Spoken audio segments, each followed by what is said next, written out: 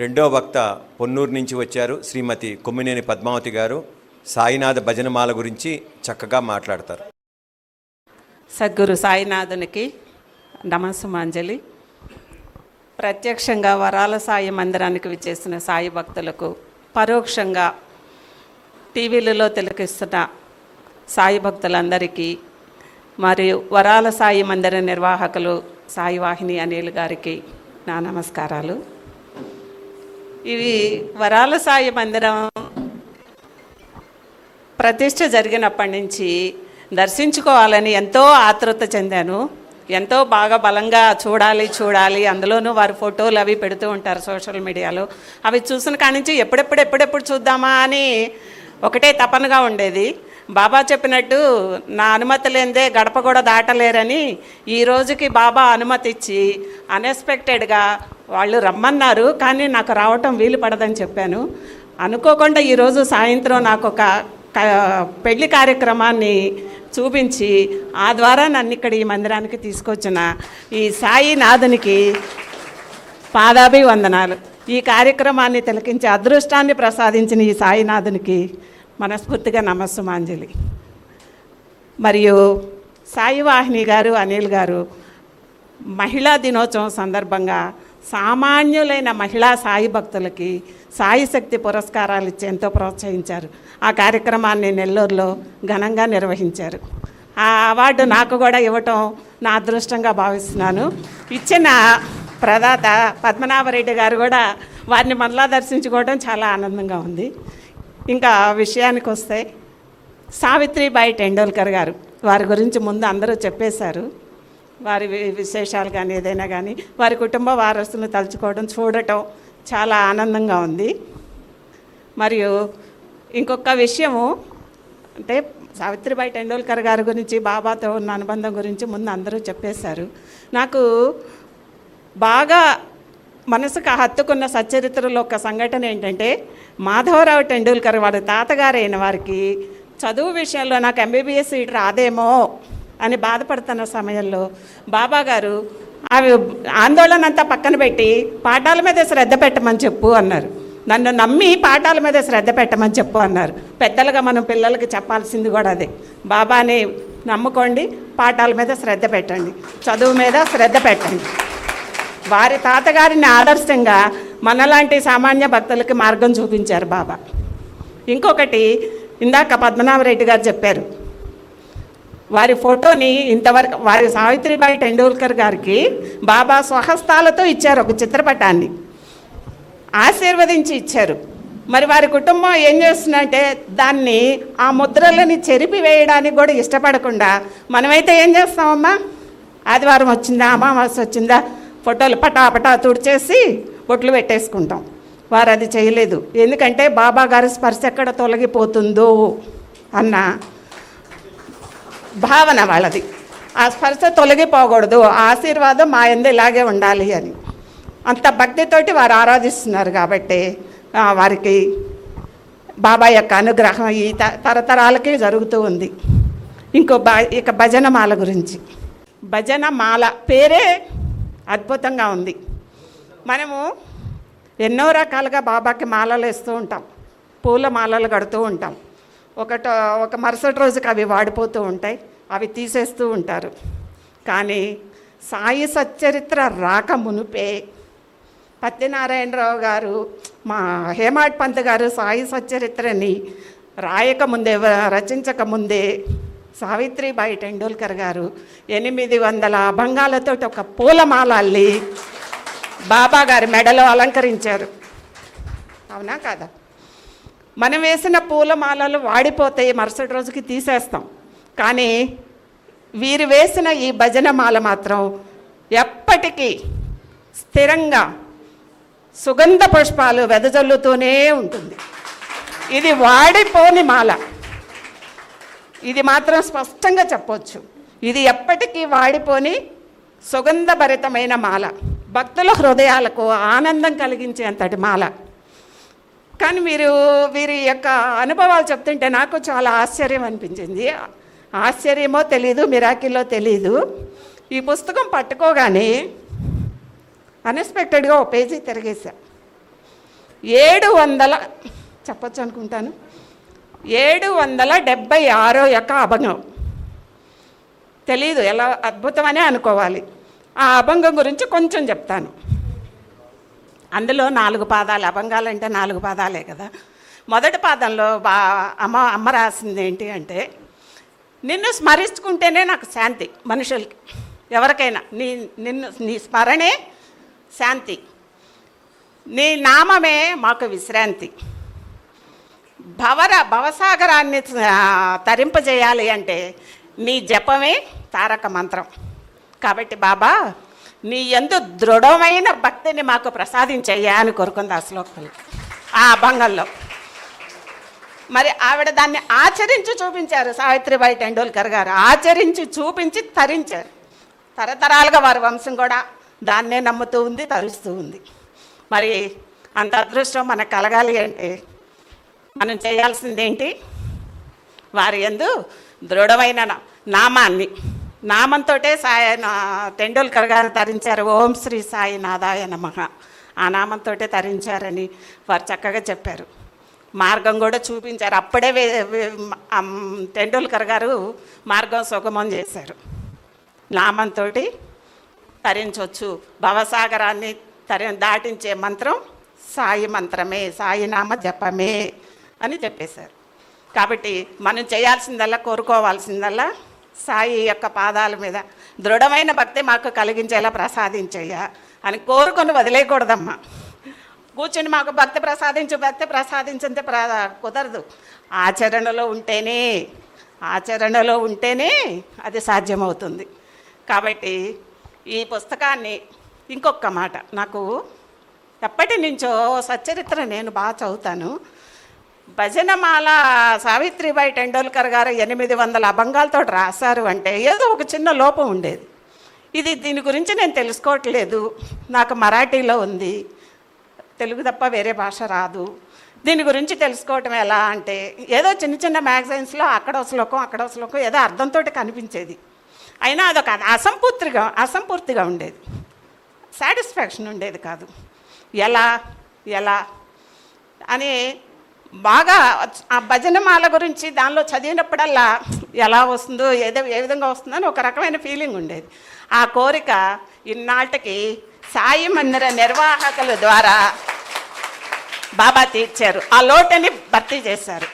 ఎలాంటి అద్భుతమైన గ్రంథం అంటే సాయి పత్తినారాయణరావు గారి సాయి సచ్చరిత్ర ప్రతి ఇంటిలో ఎలాగైతే ఉన్నదో, ప్రతి నిత్యం ఎలాగైతే పారాయణం చేస్తామో అంత శ్రద్ధతోటి, భక్తితోటి ప్రతి ఇంటిలో ఉండవలసిన పుస్తకం. ప్రతి నిత్యం పారాయణం చేయవలసిన అద్భుతమైన పుస్తకం. ఇందులో సందేహమే లేదు.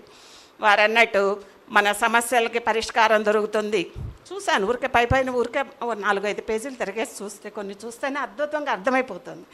మన సమస్యలకి పరిష్కారం దొరుకుతుంది, మనకు మనశ్శాంతి లేనిదేదో లభిస్తుంది, మనశ్శాంతి లభిస్తుంది, మరి ఏదైనా దారి చూపిస్తుంది. ఇలాంటి అద్భుతమైన పుస్తకాన్ని వారి వారసులైన కేదార్ విభాకర్ టెండూల్కర్ గారి చేతి మీదుగా ఆవిష్కరించుకోవటం, ఆ కార్యక్రమానికి నేను విచ్చేయటం, వారిని ఆహ్వానించిన సాయివాహిని అనిల్ గారికి ప్రత్యేక కృతజ్ఞతలు తెలుపుకుంటూ వీరిని దర్శించుకోవడం కూడా అదృష్టంగా భావిస్తూ ఈ అవకాశాన్ని ఇచ్చిన సాయి టీవీ యాజమాన్యానికి మరీ ధన్యవాదాలు తెలుపుకుంటున్నాను. సాయిరా. శ్రీ సాయిరామ్. ఈ నామం ఎందుకన్నా చెప్పండి. ప్రతి చోట చూడండి, అన్ని చోట్ల ఓం శ్రీ సాయిరామ్ రాసింది. నామానికి మించిన ఔషధం లేదు, నామానికి మించినది లేదు. అలాంటిది వరాల సాయి మందిరం సొంతం. ఇక్కడ మనందరం చాలా మందిరాలు చూస్తుంటాం, చాలా గుళ్ళకు వెళ్తుంటాం, అత్యద్భుతంగా నిర్మించే మందిరం చూస్తాం. నాకు తెలిసి షిరిడి సాయి తత్వాన్ని నిరంతరం ప్రచారం చేస్తున్న సాయి టీవీ ఛానల్ ఉన్న వరాల సాయి మందిరం ఒకటే.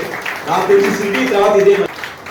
ఎందుకంటే షిరిడీలో నిత్యం ప్రసారం చేస్తుంటారు, అలానే ఇక్కడ కూడా వరాల సాయి మందిరంలో కూడా సాయి టీవీ ద్వారా సాయి తత్వాన్ని అప్పటి నుంచి ఇప్పటికీ, మందిరం కట్టక ముందల నుంచి ఇప్పటికి కూడా సాయి తత్వాన్ని అందిస్తున్నారు. అది చాలా గొప్ప విషయం కదండి. అలాంటి మందిరంలో సాయినాథ భజనమాల ఆవిష్కరణం చేసుకోవటం.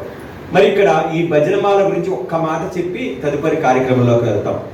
ఈ భజనమాల కూడా మనకి ఏదైనా సమస్య ఉంటే కళ్ళు మూసుకొని బాబా నామం చేసుకొని పేజీ తీస్తే వేలు పెడితే మనకి సమస్యకి పరిష్కారం దొరుకుతుంది.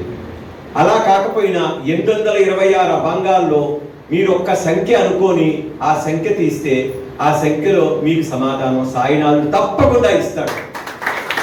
ఇది ప్రతి వారి ఇంట్లో, ప్రతి పూజా మందిరంలో నిత్య పారాయణ గ్రంథం కావాలని అందరూ తప్పకుండా తెప్పించుకోవాలని ఆశిస్తున్నాను. ఇక సాయి సచ్చరిత్ర అవార్డులు ప్రక్రియ గురించి 2 మాటలు మాట్లాడదాం. మరి ఈరోజు నేను మొన్న చాలా మందికి ఇట్లా సాయి టీవీ వాళ్ళ అవార్డులు ఇస్తున్నారని పంపించగానే కొత్తగా స్టార్ట్ చేశారా, ఇప్పుడే స్టార్ట్ చేశారా అని అడిగారు చాలామంది. 2015లోనే మల్కాజ్గిరిలో నిర్వహించారండి సాయి టీవీ వాళ్ళు. 2018లో హరిహర కళాభవన్లో పెద్ద వాళ్ళతోటి, అంటే ప్రముఖంగా సాయి భక్తి రాష్ట్రాల్లో ఉన్న వాళ్ళందరినీ పిలిచి అత్యద్భుతంగా కరోనా ముందలే నిర్వహించారు. ఆ రోజుల్లో ఇంత మీడియా, ఇంత ఫేస్బుక్, ఇంత వాట్సాప్ లేదు. ఆ రోజుల్లోనే అత్యద్భుతంగా నిర్మించారు సాయి టీవీ వారు. ఎక్కడెక్కడి నుంచో పిలిపించారు. దాంట్లో నేను కూడా ఒకడిని ఆ రోజు కూడా మాట్లాడటం జరిగింది. మళ్ళీ 2025లో నిర్వహిస్తున్నారు.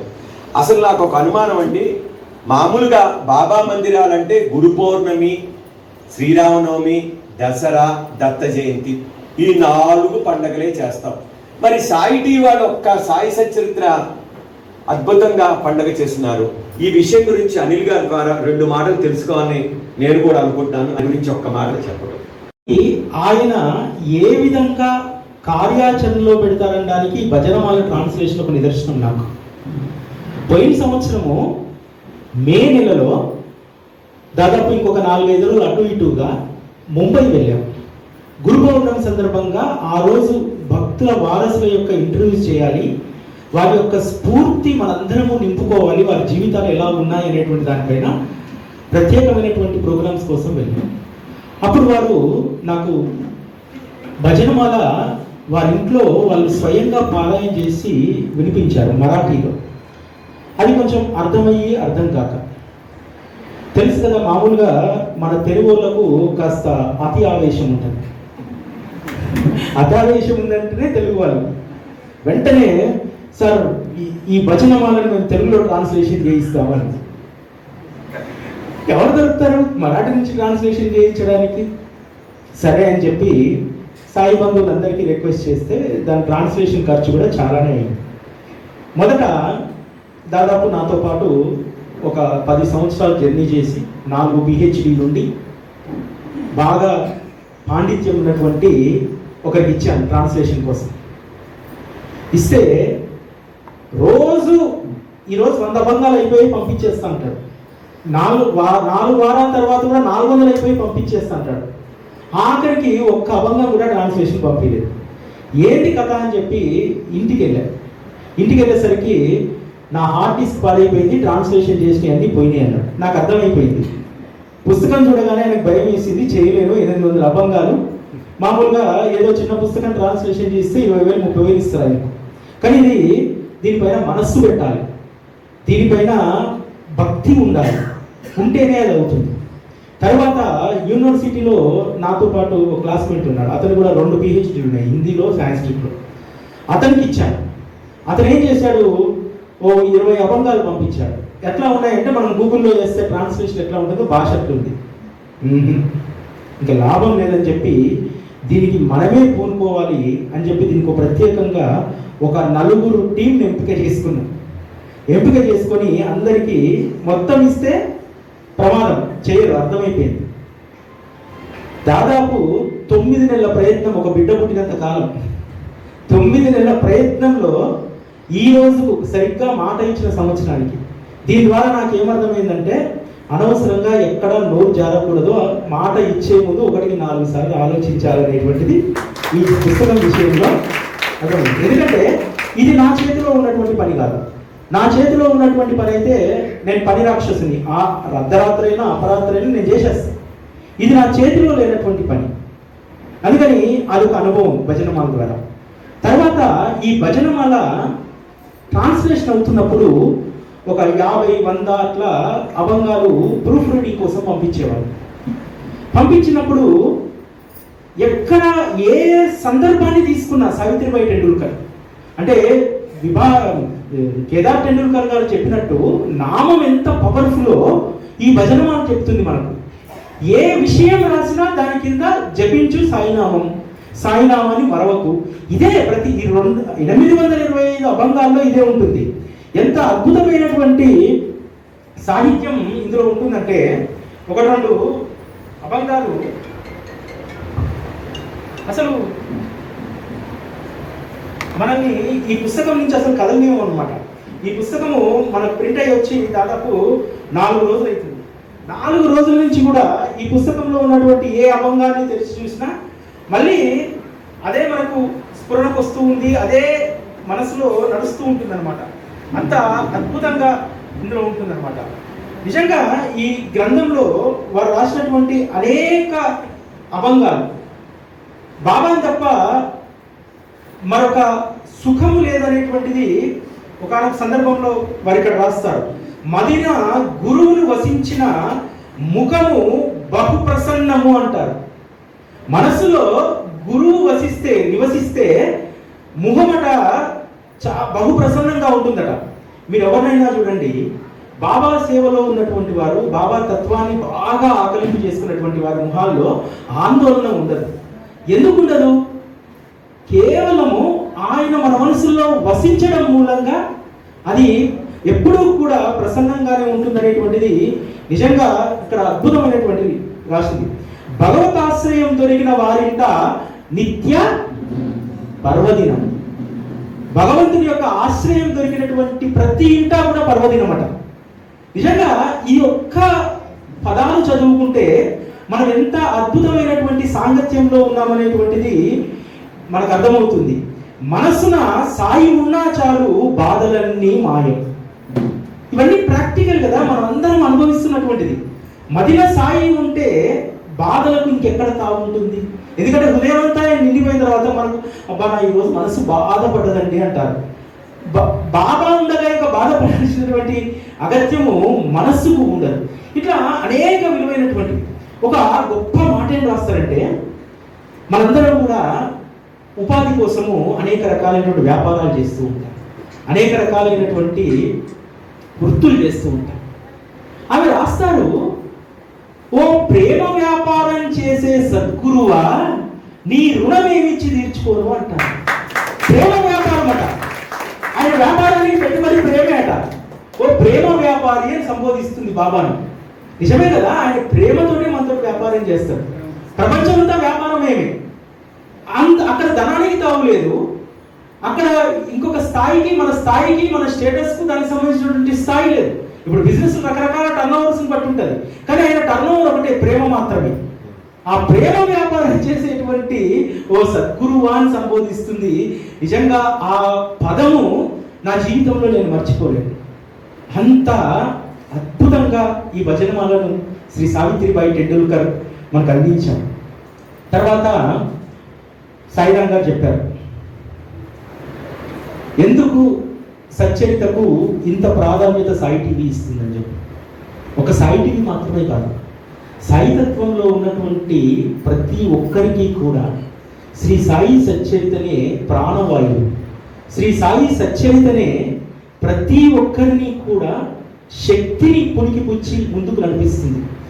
మీరు అడిగారు ఇప్పుడు ఈ మందిరంలో ఇప్పుడు ఈరోజు ఈ పురస్కారాలు ఇవ్వడానికి కారణం ఏమిటి అని చెప్పి. 2014 ఏప్రిల్ నుంచి 2015 మే వరకు జీవితంలో చాలా క్రూషియల్ పీరియడ్. ప్రొఫెషన్ను వదిలేసి ప్రొఫెషన్ను పూర్తిగా బాబా మార్గంలో ఒక టీవీ ఛానల్ తేవడానికి కేటాయించాలని చెప్పి నిర్ణయించుకున్న తర్వాత ఆ సంవత్సర కాలం చాలా క్రూషియల్ టైం అది మా జీవితంలో. అటువంటి సమయంలో 2015 మే 19వ తేదీ రోజు మల్కాజ్గిరిలో శ్రీ సాయి సచ్చరిత అఖండ పారాయణ పెట్టాం. మే 18 అయిపోయింది. జూన్ 18, జూలై 18, ఆగస్టు 18, 3 మాసాల సమయంలో సాయి టీవీ లాంచ్ అయింది. ఎక్కడదా శక్తి? డబ్బులో మార్పు లేదు, డబ్బంతే ఉంది. స్థితిలో మార్పు లేదు లౌకికంగా. కానీ మార్చింది ఏమిటి? శ్రీ సాయి సచ్చరిత. మనకు తెలిసి అత్యధిక మంది సంతానం కలిగినటువంటి వారు అన్ని యుగాల్లో ద్రౌపది కదా. ద్రౌపది తన యొక్క కుతంత్రాలతోటి కొడుకులను దుస్సంస్కారులుగా చేసేస్తుంది. ఈరోజు ప్రపంచంలో అత్యధిక మందికి తల్లి ఎవరంటే శ్రీ సాయి సచ్చరిత. అత్యధిక మందికి ఈరోజు మనందరము కూడా ఎంత ఎత్తుకు ఎదిగినా, వయసు ఎంత మళ్ళినా, వృద్ధాప్యం వచ్చినా, అవసాన స్థితిలో ఉన్నా ఎవరి ఒడిలో తల పెడతామంటే సచ్చరిత ఒడిలో తల పెడతాము. మా జీవితంలో సచ్చరితను మించినటువంటి శక్తి కానీ, మాకు సహకారి కానీ ఎవరు లేరు. ఈ 10 ఏళ్ల ప్రస్థానంలో మేము నమ్ముకుంది శ్రీ సాయి సచ్చరితనే. అందరూ అంటారు కదా బాబాను నమ్ముకున్నారని నమ్మచ్చు. నేను ఎందుకు సాయి సచ్చరితను నమ్ముకున్నానంటే అక్షరంలో ఆయన ఆత్మస్వరూపం కనిపిస్తుంది. గుడికి వస్తే మహా అంటే అందమైనటువంటి ఆ 6 అడుగుల విగ్రహం కనిపిస్తుంది. శ్రీ సాయి సచ్చరితలో ఆయన యొక్క ఆత్మస్వరూపం కనిపిస్తుంది. సచ్చరిత పట్ల కాస్త మక్కువ వచ్చి ఇవన్నీ వచ్చిన తర్వాత 2017లో అనుకుంటా సచ్చరిత గొప్పతనం గురించి 4 మాటలు చెప్పాలని చెప్పి తిరుపతి ప్లే చేసుకోవాలి చెప్తానే అనుకున్నప్పుడు నాకు కలిగినటువంటి అనుభవము నేను రాసుకున్నటువంటి మొదటి 2 అక్షరాలు. అక్షర గులికల సంజీవనం అమోఘ లీలల సారం లీలా మానుష చరితం. ఎందుకంటే అది అక్షరాల్లో మనం మామూలు అక్షరాలు అనుకుంటాం, అక్షరాలు కావు. అక్షర గులికల సంజీవనం, మనిషిని బ్రతికించేటువంటి సంజీవనం. ఆంజనేయ స్వామి ఆ రోజు భరతుని కోసం సంజీవన మొక్క ఏ విధంగా తీసుకొచ్చాడో శ్రీ సాయి బాబా మన కోసం ప్రతి అక్షరంలో సంజీవాన్ని నింపాడు. అది సచ్చరిత యొక్క వైభవం. అంటే శరీరం సచ్చరిత పట్టుకున్న ప్రతిసారి రోమాంచితం కావాలి. సచ్చరిత మనిషిలో భావోద్వేగాన్ని రేపాలి. ఈరోజు ఎవ్వరికీ భావోద్వేగం లేదు. తల్లి చనిపోతే కూడా పక్కకెళ్ళి పిచ్చాపాటి మాటలు మాట్లాడుకునేటువంటి రోజులు. తల్లి పట్ల కూడా భావోద్వేగం లేదు. 1-2 రోజులు సాయి సచ్చరితకు దూరంగా ఉంటే ఎవరి మనసులో అయితే భావోద్వేగం ఉంటుందో వాడు అసలైనటువంటి బిడ్డ సచ్చరిత. కాబట్టి ఒక అద్భుతమైనటువంటి ఆ 4 అక్షరాల లిరిక్ను ఒకసారి మనం విందాం.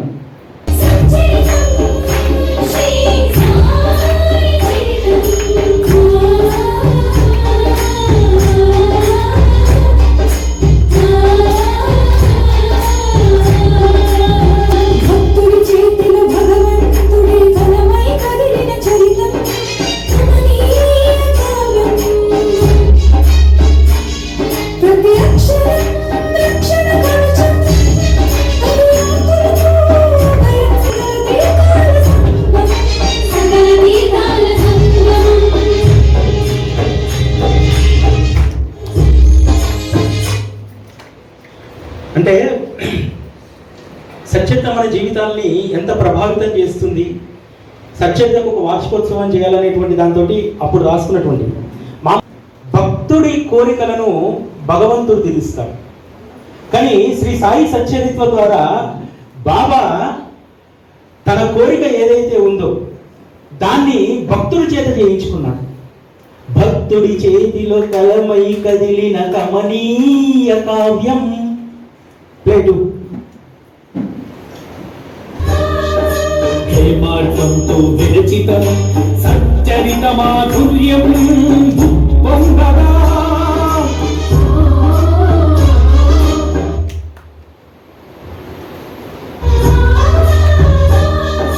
హేమార్గంతో విరచిత సచ్చరిత మాధుర్యం పొందగా పట్టి పత్తి నారాయణుడు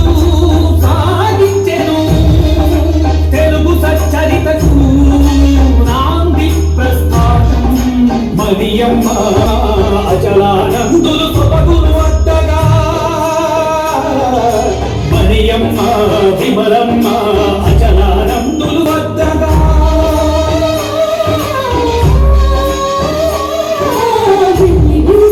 తెలుగు నేలపై సాయి సంజీవనం కుమారించెను కీర్తనలకు సంచలన పరిమళం అంగెలు భక్తి ప్రేమామృతధారలు సాయి ప్రేమామృతధారలు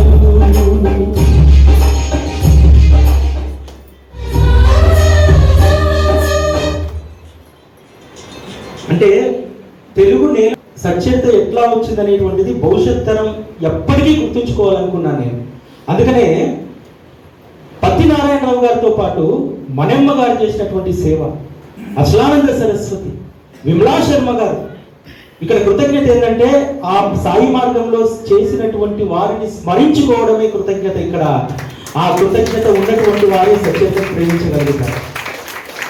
తర్వాత భవిష్యత్ తరానికి ఒకటి చెప్పదలుచుకున్నాం ఏంటంటే, దయచేసి ఇది కేవలం చరిత్ర కాదు, గెలుపు ఆటను నేర్పిస్తుంది సచరిత.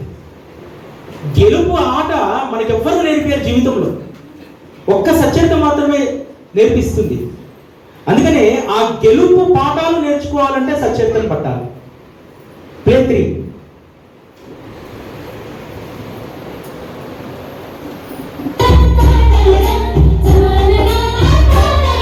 ఇది చరిత్ర కాదు జరగని జీవిత ఇది చరిత్ర కాదు జరగని జీవిత పాఠం పడిలేచే కెరటపు బ్రతుకులకు గెలుపు ఆటను నేర్పే ప్రాంగణం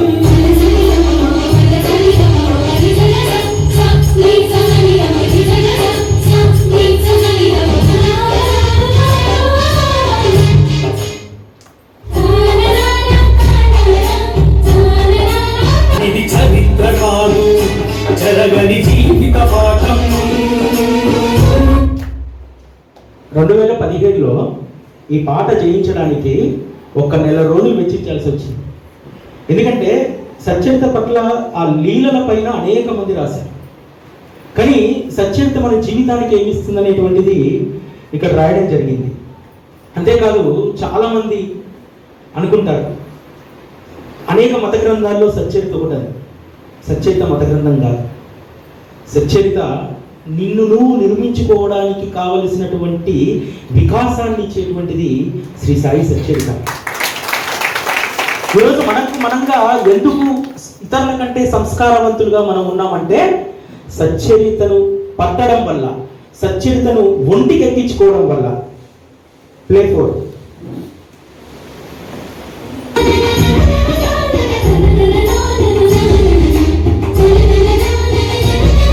ఇది మత గ్రంథం కాదు మానవత్వ మకరంగపు వెల్లువా సర్వమత సమ్మతం సకల ధర్మ సమ్మిళితం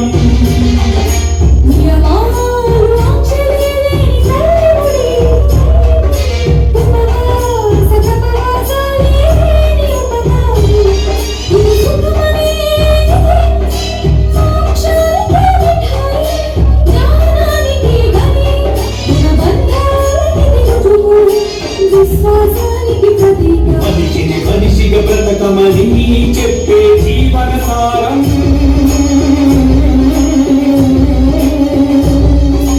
సచ్చరితం సాయి చరితం సాయి సజీవులై కొలువైన కోవెల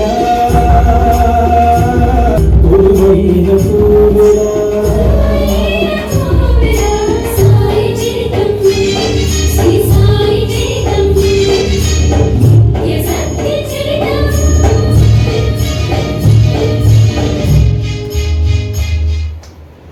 సాయి మార్గంలో పనిచేస్తున్నటువంటి దాదాపు 90 సంవత్సరాల వయసు ఉన్నటువంటి బ్రహ్మానంద శాస్త్రి గారని ఒక ఆయన ఉండేవారు.